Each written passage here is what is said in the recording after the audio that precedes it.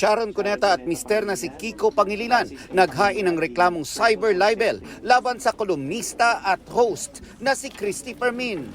Naging mapanira raw ang mga pahayag ni Fermin sa kanyang online show at mga column na nakaapekto sa kanilang pamilya.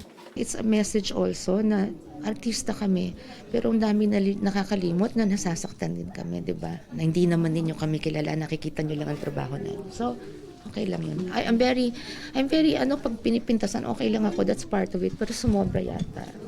Yes, we are public figures, but we also have rights. Sagot ni Fermin sa kanyang YouTube show, "Don't shoot the messenger."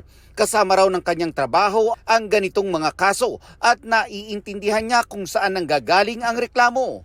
Pero di pa raw siya makatugon dahil hindi pa nakakarating sa kanya ang kopya nito.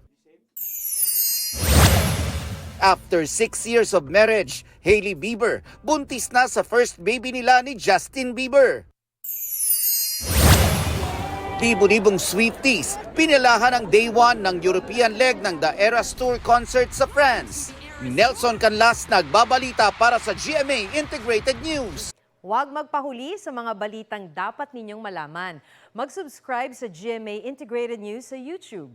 Sa mga kapuso abroad, subaybayan nyo kami sa GMA Pinoy TV at sa www.gmanews.tv.